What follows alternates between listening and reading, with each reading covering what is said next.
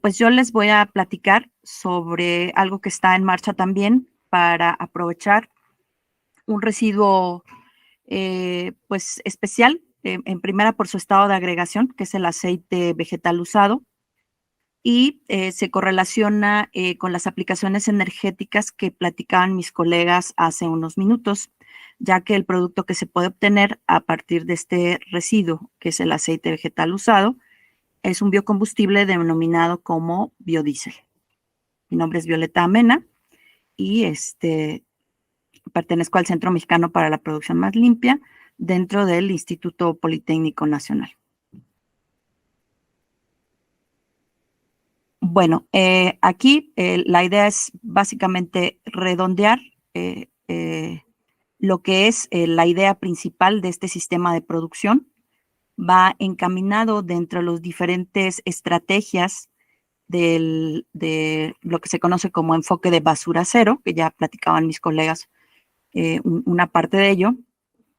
Y esta ruta, pues sí está directamente relacionada con la producción de energía y que si está bien gestionado, ya escuchábamos la importancia de, pues sí, la gestión, los detalles, el uso de las mejores tecnologías disponibles, el hecho de que para que un proyecto de aprovechamiento de residuos sea una realidad y esté funcionando, también no es solo la parte de transformación, es políticas públicas, políticas inclusive de incentivos fiscales, una serie de cosas que vuelven o de las cuales depende que un sistema de producción o de reciclaje de residuos sea exitoso o no. Aquí en particular es a partir del aceite vegetal usado que se genera de la industria de preparación de alimentos, ya sea a nivel como tal de industria de transformación o del sector de servicios o el sector doméstico. Ese aceite se puede aprovechar para producir un energético que es el biodiesel, que me aporta por cada litro alrededor de 38 megajoules, mientras que si evitamos su mala disposición podemos reducir la contaminación hasta de 1000 litros de agua por cada litro de aceite. Y algo que de lo que se habla menos, pero la adecuada gestión de este residuo en particular está también ligado a pues evitar que este aceite usado se comercialice de manera indebida para consumo humano. Este es el contexto, es la problemática y la alternativa de solución que pretende abordar el sistema. Bueno, el biodiesel, hay muchas definiciones, no me voy a meter con las definiciones tan duras. Lo primero que tendríamos que saber es que es un combustible, que proviene de materia orgánica y que no fósil, y por lo tanto, pues, por eso es esa etiqueta que lleva de biocombustible, biodiesel. Se obtiene mediante un proceso que, bueno, es un poco complicada la palabra, si no estamos acostumbrados, es la transesterificación de grasas o aceites, ya sea de origen vegetal o animal. El punto aquí, ¿por qué se puede utilizar o por qué se parece su nombre al del diésel de petróleo? Porque posee ciertas propiedades físicas y químicas que son similares a las del diésel de petróleo, con la ventaja muy importante que es la principal, que es que se obtiene de fuentes renovables. En este caso del aceite usado, se obtiene además de un residuo, por lo cual se considera que no es tóxico y además su riesgo de manejo es mucho más bajo comparado contra el diésel por sus propiedades de volatilidad, por lo cual se podría catalogar como no peligroso. Y bueno, un apunte también adicional en los temas de energía, pues es que, por ejemplo, platicaba la doctora Letia que precisamente mucho de lo que es transporte, aquí vemos la imagen de un autobús, funciona de hecho con combustible diésel, Esto es por la potencia, la carga que es capaz de transportar con una economía, un balance de economía adecuado. Y bueno, en México, desafortunadamente, desde hace tiempo somos deficitarios en general en combustibles líquidos. Importamos en promedio alrededor del 60% del combustible líquido que se consume, tanto gasolinas como diésel. Y un elemento adicional es que el diésel de ultra bajo azufre es todavía más escaso. Realmente no tenemos una producción en México, por lo cual se importa en su totalidad. La importancia para la Ciudad de México y otras zonas metropolitanas es que por ley lo que se tiene que consumir es en estas ciudades es diésel de ultra bajo azufre, el cual no producimos. Entonces, el biodiesel intenta o es una alternativa interesante porque aportaría en todos estos sentidos. Esta es nuestra definición de la temática en lo que puede aportar el biodiesel como combustible renovable. Y aquí, creo que aquí es donde nos quedamos. Hay diversos beneficios que se pueden encontrar. Aquí nos enfocamos en la reducción de emisiones de gases de efecto invernadero, debido a que cada gramo de carbono que estaría contenido en el biodiesel, particularmente el que se obtiene de aceite vegetal usado, fue capturado de la atmósfera durante la fase de crecimiento de la biomasa. Y ahorita en un momento más les enseñaré un diagrama de lo que se llama ciclo de vida, en donde precisamente estos análisis que se hacen sistemáticos de acuerdo a ciertas normas nacionales o internacionales nos permiten llegar a estas cantidades de reducción de emisiones de CO2 equivalente, y por lo mismo, al mismo tiempo de que se genera un aporte a la matriz energética, en este caso en particular, sobre todo del sector transporte, que dicho de paso, es uno de los sectores que actualmente a nivel internacional, no solo en México, en general en el mundo, es el que tiene todavía una fuerte dependencia arriba del 85% en promedio mundial, sigue siendo energía fósil. Bueno, como vimos, entonces el biodiesel se puede obtener en general de aceites vegetales, grasas animales o inclusive aceites de origen microbiano, de microorganismos. Se tiene la mayor producción en estos países que aparecen aquí en la diapositiva. Son países que de origen son potencias en la producción de lo que se conoce como oleaginosas, y es la parte, digamos, de aceite fresco o aceite refinado para la producción de biodiesel. Todos estos países además tienen una contribución de lo que son las grasas y los aceites usados en todos y cada uno de estos países. También se tiene una contribución que es cerca del 20% de lo que se produce proviene de su manejo de grasas y aceites.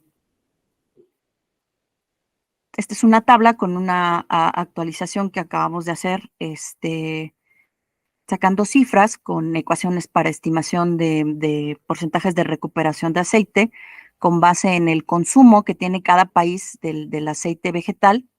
En México tenemos alrededor de estas 2.900, casi 3.000 millones de toneladas al año. Pareciera que estamos pequeñitos respecto a otros países. China aparece en el primer lugar de esta tabla.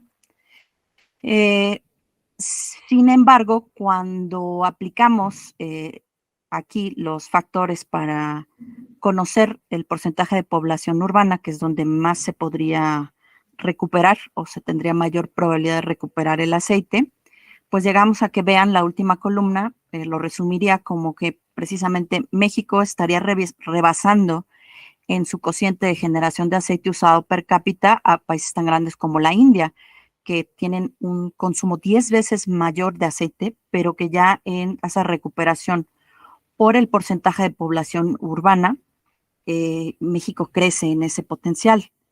Si traducimos estos números a Ciudad de México, estamos hablando de que existe este potencial teórico de alrededor de 20 millones de litros al año, lo que nos da 55,000 litros diarios. Esto es juntando obviamente todos los sectores económicos. Este no es un análisis por sector, es un análisis por individuo, que es la primera aproximación que se puede hacer cuando se carecen de cifras específicas para los sectores económicos. Pero el potencial teórico, el principal, es de ese tamaño. Ahora, este tipo de sistemas, entonces, hay que analizarlos, como comentaba la doctora Aletia, en todas las etapas del ciclo de vida de un producto o servicio, en particular para los biocombustibles, parten de la biomasa. Ese es el aporte renovable. Como comentábamos, en esta etapa de crecimiento es en donde se captura CO2 de la atmósfera para que crezcan y se acumulen en los tejidos el carbono, ¿no? En toda esta biomasa que vemos, en promedio aproximadamente 50% en peso, base seca es carbono. Obviamente aquí hay una serie de insumos, además que hay que adicionar y demás, y esta es la primera área en lo que se tiene que calcular los impactos, como se comentaba, ¿no? ¿Cuál es el área de oportunidad en un esquema urbano como es el de la Ciudad de México?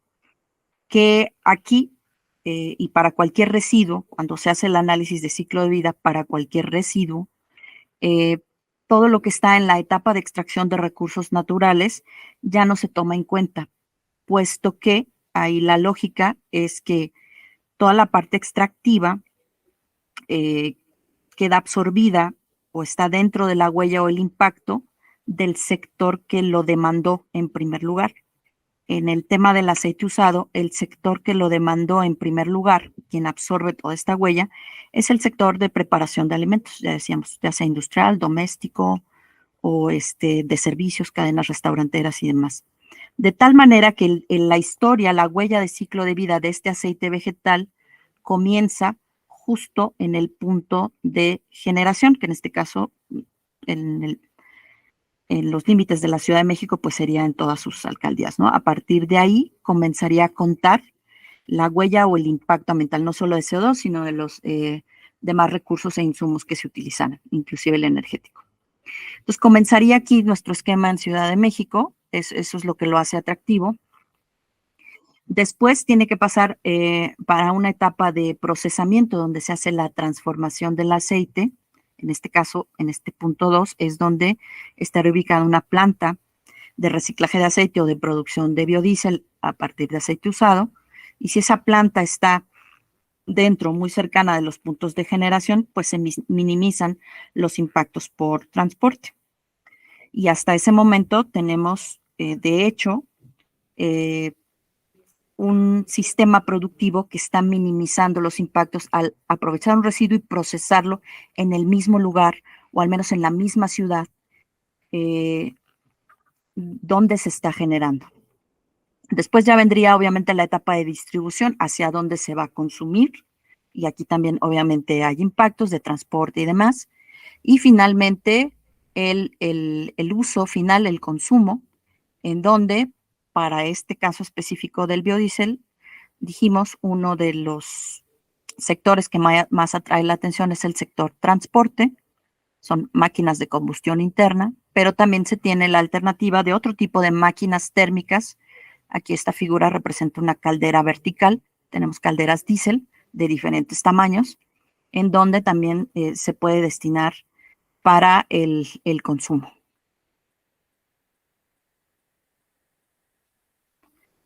Algunas ventajas o retos, hablábamos del uso de mejores tecnologías.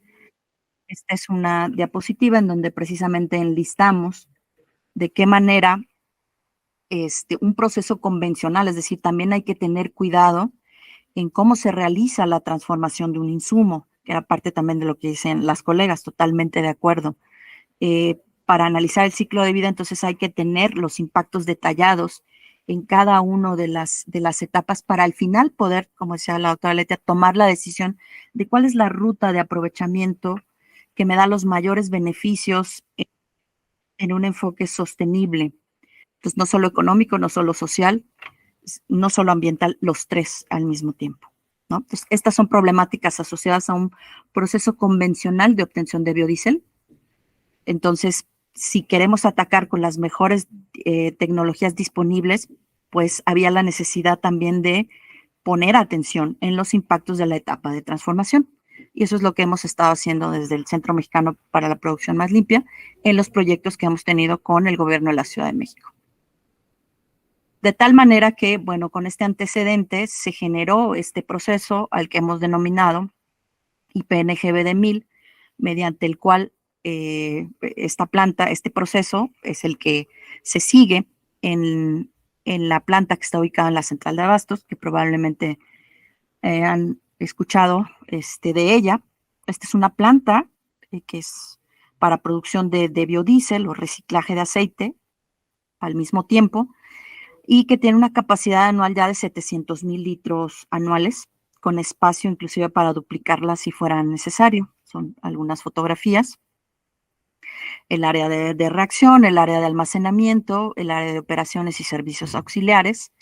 El punto es aquí lo que comentábamos, ¿no? La importancia de irse a los detalles, a la filosofía de transformación, a la filosofía en el propio reciclaje, para intentar maximizar las ventajas, tanto económicas, ambientales y sociales, al mismo tiempo que se minimizan los impactos.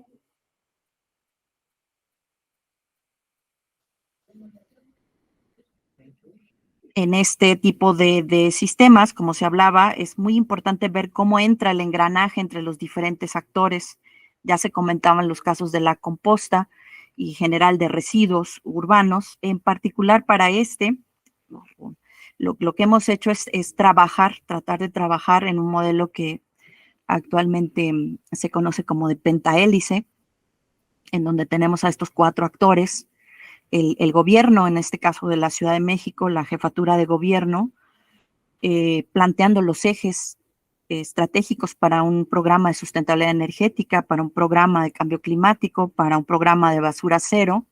A partir de ahí salen estas necesidades, estas demandas específicas que se traducen o se canalizan a través de las diferentes secretarías, en este caso de la SECTEI, que nos convoca para proponer proyectos de desarrollo tecnológico e innovación para tratar de coadyuvar a la solución de estas problemáticas. La academia en general, como estas instituciones que no solamente son capaces de realizar propuestas de innovación en términos económicos o tecnológicos, sino también ambientales y tratando también entendiendo que es necesario el beneficio social. Las empresas, que al final de cuentas, pues son las que generan, transforman, hacen realidad lo que está planteado en una cierta tecnología y lo llevan a la realidad, y estas pueden ser públicas o privadas. En este proyecto, en este sistema de producción, han estado involucradas empresas en las diferentes etapas, tanto para construir la planta, en los servicios para poder hacer las pruebas y demás, los pilotajes, y ahora ya esta planta está en fase operativa y ya tiene un contrato especial y demás para poder llevar a cabo este reciclaje del aceite. Y finalmente, pues está presente obviamente también la sociedad. Hablábamos como beneficiarios en un momento dado, pero también muy importante lo que hablan mis colegas, como partícipes, como participantes, asumiendo precisamente esa responsabilidad de lo que involucra la adecuada disposición y de sus residuos en sus diferentes aspectos, ¿no? Son ya sea los generadores industriales, las empresas restauranteras, nosotros en nuestros domicilios, todo es operado por personas y al final de cuentas, pues sí es un asunto de responsabilidad social enfocada al ambiente. Decíamos precisamente en este proyecto hemos estado involucrados estos diferentes actores, cada uno en alguna etapa, y estar también, y que digamos, la moraleja o el mensaje aquí también es que es muy importante que haya un ecosistema al final de cuenta que permita que no solamente estemos aglutinados en una sola etapa del proyecto, sino que permanezcamos unidos para que esa maquinaria y ese proyecto o ese modelo o ese sistema de producción continúe moviéndose, mejore inclusive, se adapte, identifique retos y puedan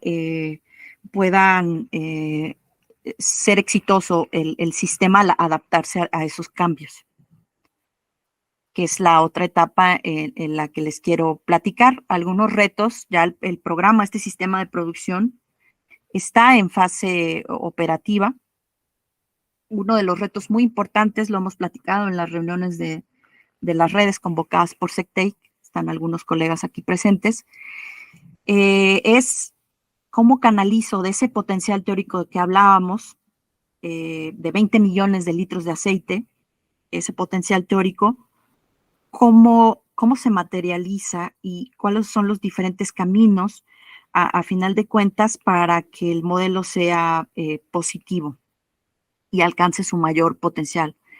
Entonces, uno de los cuellos de botella es precisamente conectar a los generadores con una trayectoria de reciclaje que me dé las mejores bondades.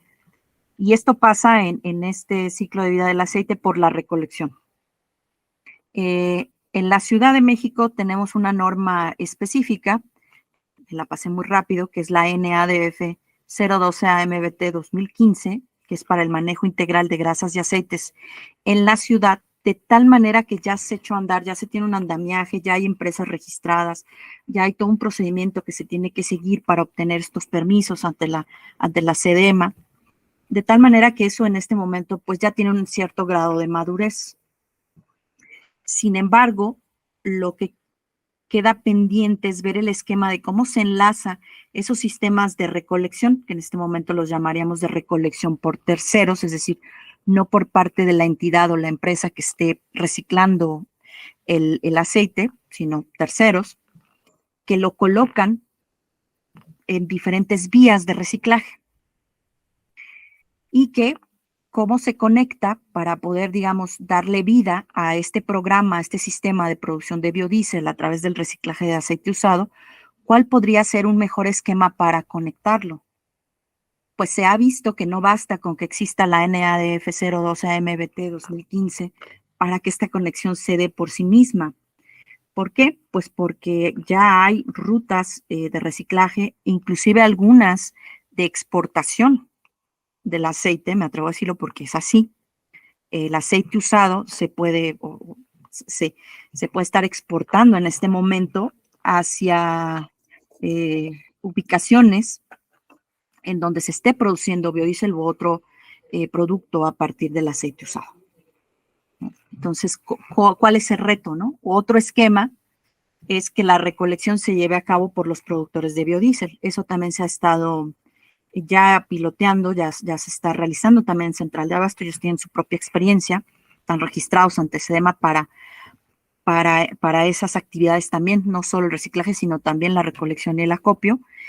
Y de tal manera que este es un reto, este es un gran reto. Este es el cuello de botella en este momento para el sistema de producción de biodiesel a partir de aceite usado en la Ciudad de México.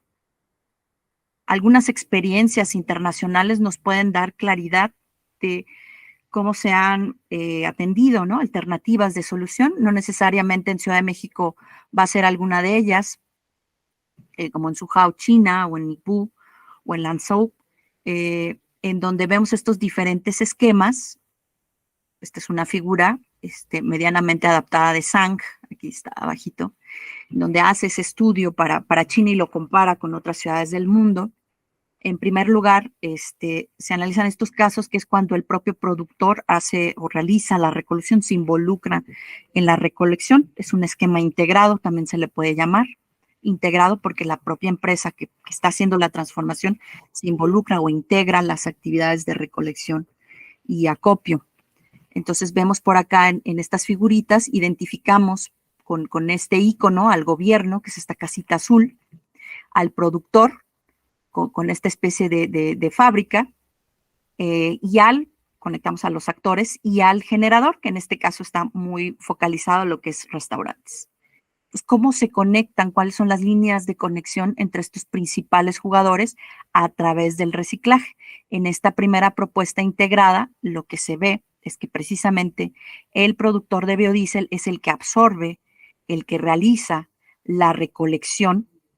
Entonces, el aceite se genera aquí, la empresa está administrando la recolección. No hay lo que se, en este esquema, cuál es la participación del gobierno, hay una especie de subsidio hacia la producción de biodiesel y una regulación administrativa para impedir la operación de productores ilegales, es decir, aquellos que no estén ordenados, aquellos que no estén dados de alta ante SEDEMA, por ejemplo, ¿no? Entonces, esa regulación, esa vigilancia, entonces, es fundamental en este esquema, que es uno de los más simples que nos podríamos imaginar, para que el programa sea exitoso.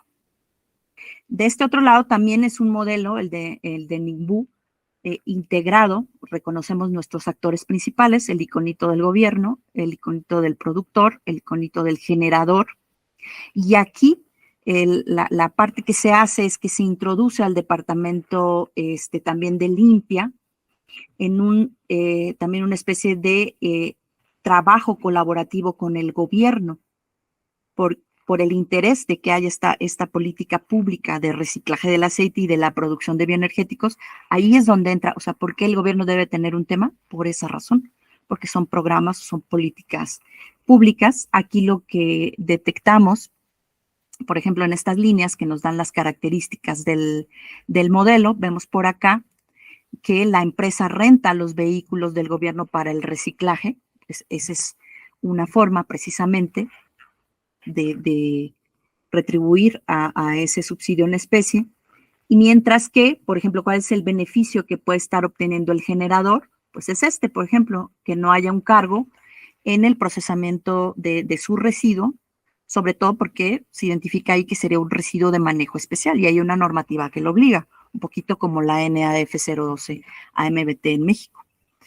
Este último esquema integrado, igual reconocemos aquí a nuestros jugadores, ahora están alineados de manera horizontal, gobierno, productor y generador. Y aquí directamente es parecido al que está arriba. Realmente el productor de manera directa hace la recolección.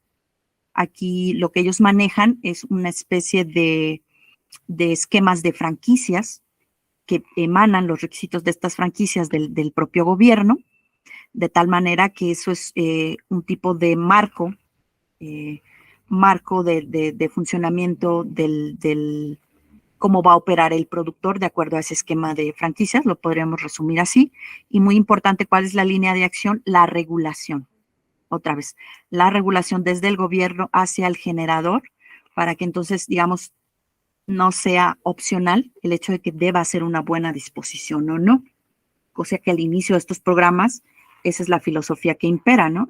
Yo decido si lo dispongo de manera legal o de manera limpia o no, porque es mi residuo y es entender que no. Por eso pasa a través de una regulación y que los beneficios sociales de esta regulación son los que veíamos en la primera diapositiva, el evitar los problemas desde el taponamiento de alcantarillado, el evitar que al final vaya a tener una mayor carga orgánica, el agua que vaya a parar a las plantas de tratamiento en el mejor de los casos, o si esa disposición va directo a cuerpos de agua, pues mucho peor.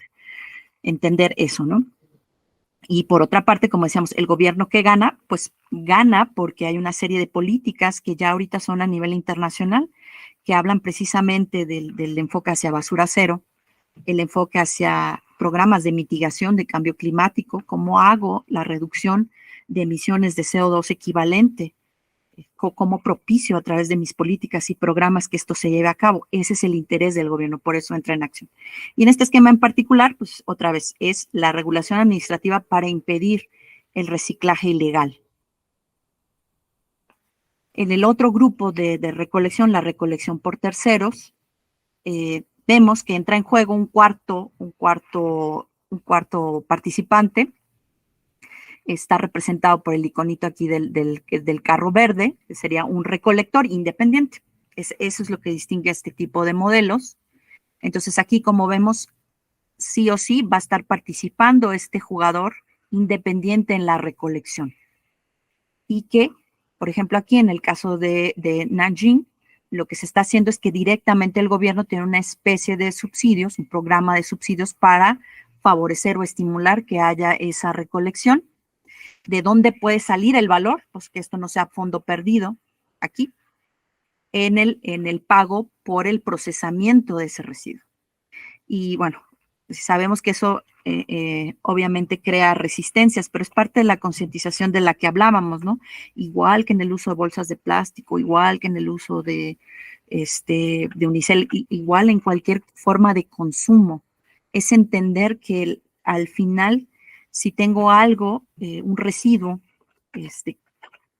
tiene que haber una forma de disposición adecuada, ¿no? Porque porque hay un costo oculto que aparentemente decimos no cuesta nada dejarlo ahí, ¿no? Pues yo lo dejo ahí en la calle y yo ya me libré de ese costo. Pero al final de cuentas es un costo que nos va a tocar pagar a todos. También pasa por ese entendimiento, ¿no?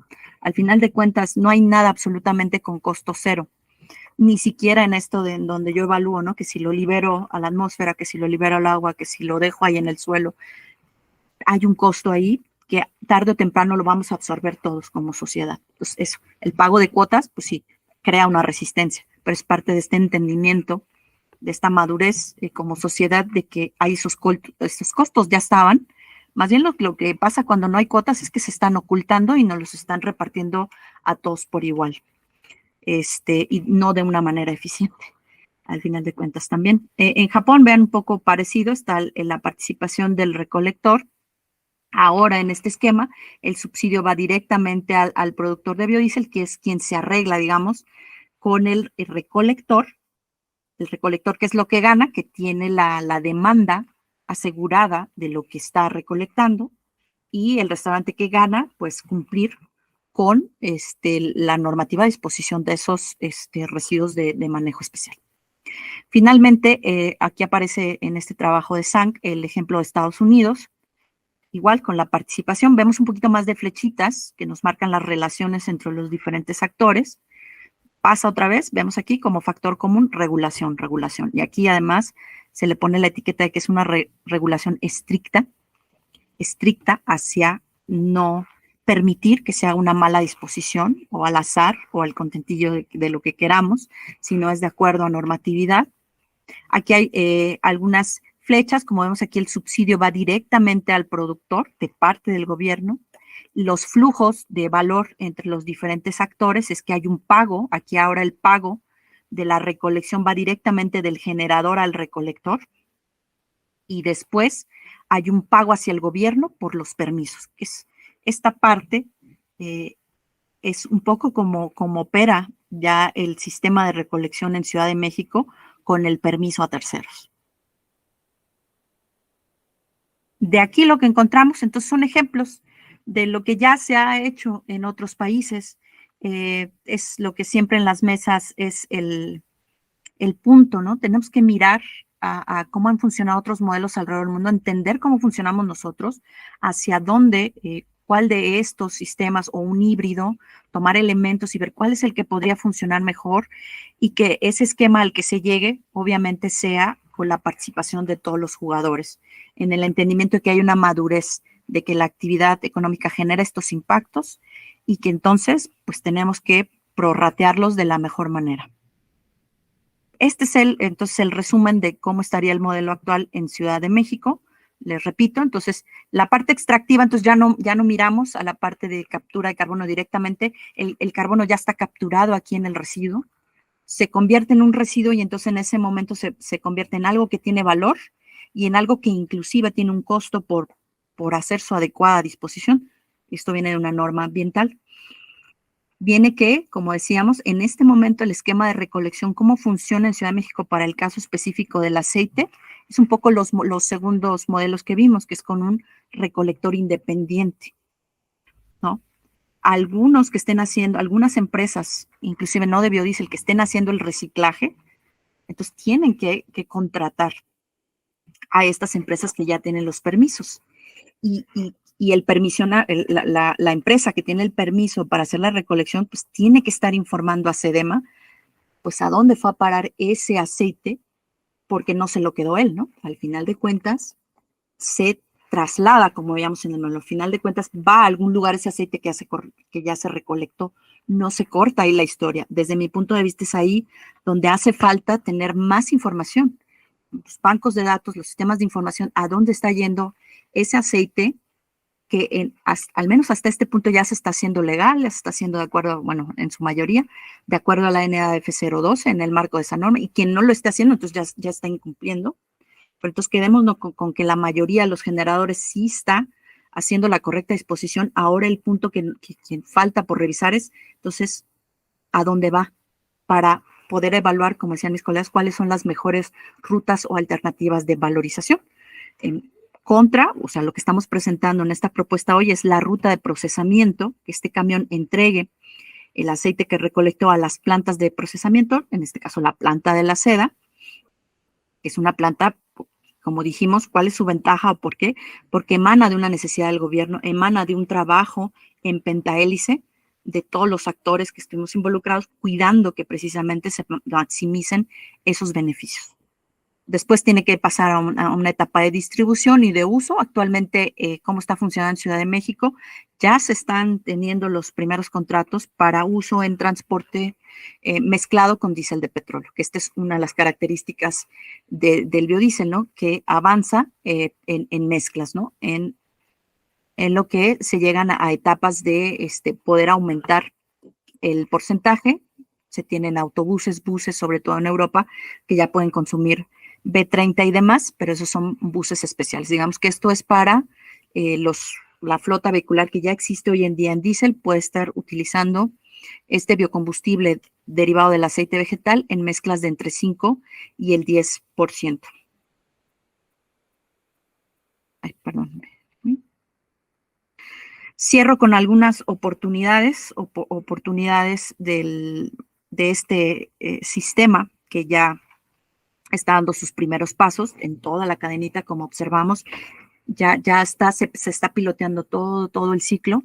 ¿Qué queda pendiente? Pues esto que decíamos, analizar estas medidas para implementar ya un modelo de recolección exitoso, si va a ser híbrido, si se va a orientar al final hacia uno de los dos o si va a ser híbrido, pero el punto es que cualquiera de las dos formas permita capturar la mayor cantidad de ese potencial que se ha estimado teóricamente, tener los datos, como decíamos, de generación, a dónde está yendo a parar ese aceite, cuáles son las formas en las que se está reciclando, inclusive detectar algún posible uso que no sea legal, e inclusive aumentar la base de esos donadores o generadores que participen en la correcta disposición, que es esto, es involucrar a la ciudadanía, porque también un gran tema es todo lo que generamos a nivel domiciliario no está presente en estos esquemas de recolección que acabamos de ver. Sobre todo va la parte de servicios y de industria, de transformación. Y la parte doméstica está desagregada porque aparentemente yo no genero mucho en mi casa y dependiendo de mis hábitos de consumo también, ¿no? Podría haber lugares en los que se tenga cero generación a nivel domiciliario. Pero en general sí hay un potencial ahí y que es involucrarla para que haga una correcta disposición del aceite. Ya se tiene, o sea, seda ya es un punto de acopio totalmente legal con los permisos de seda. En los mercados ya se está trabajando con varias secretarías, SEDECO, propia SEDEMA, se están involucrando con las alcaldías. La operación de mercados depende de las alcaldías para que precisamente se capte ese potencial y vayamos trabajando en la concientización al final de cuentas. Y lo que veíamos, hay pendientes en cuanto a implementar los estímulos fiscales a los productores legales para desincentivar de que nos vayamos por rutas no adecuadas. También, pues, eventualmente se está mirando que va a ser necesario actualizar la legislación local, particularmente en la NADF 012, para dotarla de un mayor alcance en cuanto a la información que se debe tener de a dónde va a parar ese aceite que ya se está recolectando. Y pues eso es todo lo que traje preparado para la charla. Espero que se haya podido seguir aún con las dificultades técnicas. Muchas gracias.